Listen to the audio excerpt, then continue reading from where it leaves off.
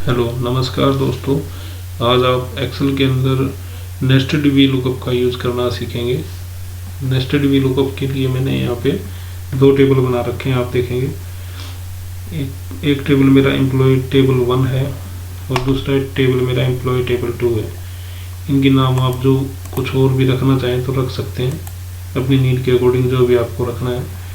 इसके बाद मैंने यहाँ पे टेबल की कुछ एंट्री कर रखे हैं, जैसे EMP ID, एम्प्लॉय ID है इसमें एम्प्लॉय नेम है, father's name, address, phone number. एक दूसरा टेबल मैंने बनाया, उसके अंदर सीरियल नंबर लिख रखा है मैंने, एम्प्लॉय की सैलरी लिख रखी है, वर्किंग डेज लिख रखे हैं और एम्प्लॉय ID जो इसका पहला कॉलम है, तो इसका लास्ट कॉलम मैंने बना रखा है। यहाँ पे आप देखेंगे।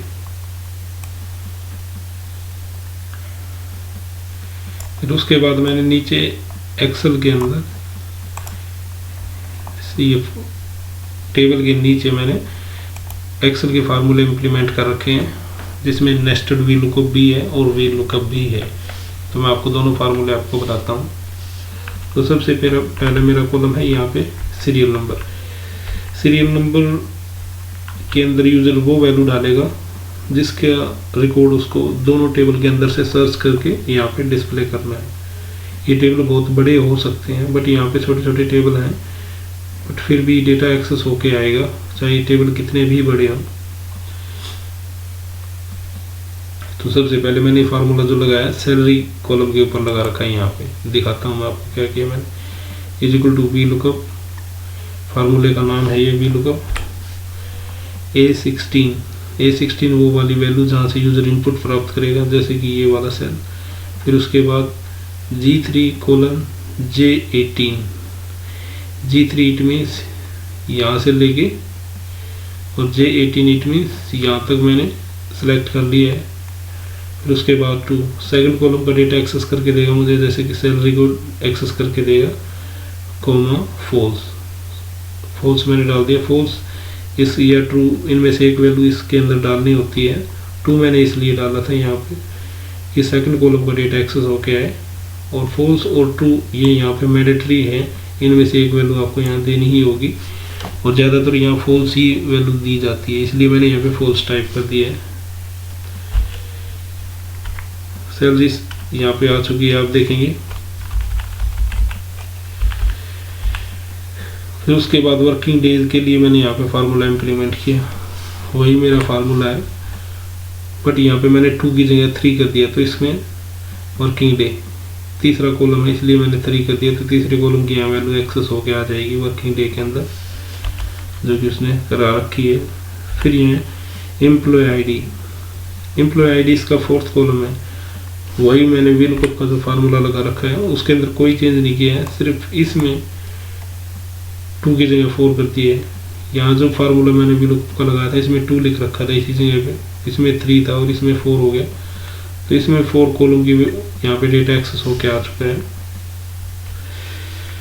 फिर उसके बाद ये जो डेटा है एक्सेस होके आया है, ये फार्मूले से आया, नेस्टेड वी लुकअप के फार्मूले से, is equal to V lookup के अंदर जो सबसे पहली वैल्यू जिससे यूजर इनपुट प्राप्त करता है, वो वैल्यू यहाँ पे लिखने की जगह मैंने वी लुकअप का फार्मूला लगा रखा है, जो कि एक वैल्यू को यहाँ पे एक्सेस करके लाएगा और उससे इस टेबल का डेटा एक्सेस हो जाएगा।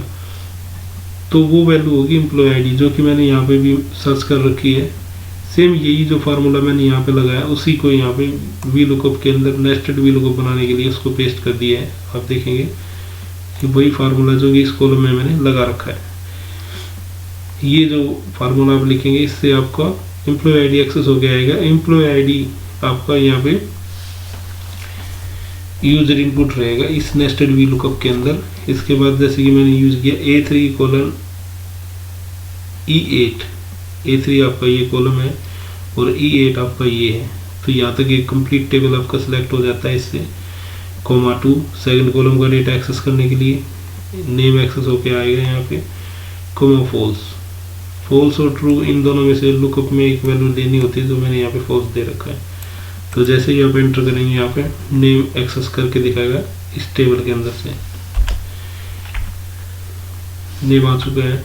फिर उसके बाद विजय फादर नेम के अंदर उसने डिस्प्ले कराया, उसके अंदर भी वही मेरा लुकअप रहेगा, सिर्फ अब यहाँ पे मेरी वैल्यू चेंज होती चली जाएंगी। सेम वही फार्मूला मैंने यहाँ से यहाँ कॉपी पेस्ट कर दिए है और यहाँ पे 2 की जगह मैंने 3 कर दिया है। बाकी एज इट इज फार्मूला वही फार्मूला मेरा यहाँ पे इम्प्लीमेंट कर रखा है मैंने, और कोई चेंज इसमें नहीं है। तो फादर्स नेम एम्प्लॉय 1 टेबल के अंदर से एक्सेस होके यहाँ पे आ रहे हैं। फिर एड्रेस एक्सेस होके आया, उसके लिए भी मैंने यही फार्मूला इम्प्लीमेंट किया है। यहाँ पे मैंने 4 कर दिया है, इसमें मेरा 3 था और इसमें मेरा 2 था, तो यहाँ पे मैंने 4 किया। बाकी एज इट इज फार्मूला वही है, कोई चेंज नहीं है फार्मूले के अंदर।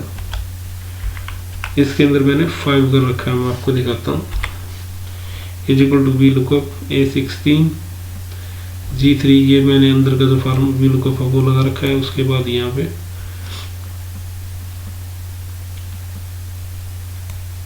5 5th कॉलम है, इसलिए मैंने यहाँ पे 5 लिखा, और यहाँ फ़ोन नंबर भी एक्सेस होके आ रहा है। तो अब यहाँ पे आप यहाँ पर आप क्या करेंगे कि इनपुट अपना चेंज करके देखेंगे कि आउटपुट चेंज होता है इससे। सीरियल नंबर मैंने 1 डाला, सीरियल नंबर 1 के ऊपर ये सैलरी है, आप देख सकते हैं 25,000, वर्किंग डे 6 है, और ये एम्प्लॉय आईडी है, और सेल यहाँ पे मुकेश नाम उसका, राकेश फादर नेम है, ये उसका एड्रेस है।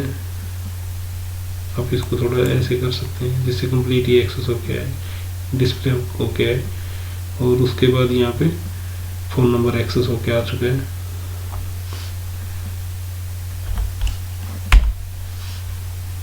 ये देखिए 5th सीरियल नंबर का डेटा यहाँ पे एक्सेस होके आ चुका है। ये सैलरी, वर्किंग डे और employee ID, salary, working day और एम्प्लॉय आईडी, और नाम आ चुका है अनुज अजय, फादर नेम आ चुके हैं, यहाँ पे एड्रेस आ चुका है, और फ़ोन नंबर आ चुका है। तो इस तरह से आप वी लुकअप के अंदर नेस्टेड वी लुकअप का यूज़ कर सकते हैं। बट जैसे मैंने यहाँ पे 6 एंटर किया, एन आ चुका है, नॉट एप्लीकेबल। इट मीन्स मेरा यूज़र इनपुट जो मैंने डाला है सीरियल नंबर सेल के अंदर, वो मैंने गलत डाल दिया है, क्योंकि 6 नंबर पे कोई सीरियल नंबर इसके अंदर एग्जिस्ट नहीं करता। इसलिए यहाँ पे एन करके एक्सेल की तरफ से एक एरर आ चुका है, नॉट एप्लीकेबल होता है एन मीन्स। और जैसे ही आप ठीक वैल्यू यहाँ पे इनपुट करेंगे तो फार्मूला फिर से वर्क करेगा। Hope you like my video, thank you for watching my video.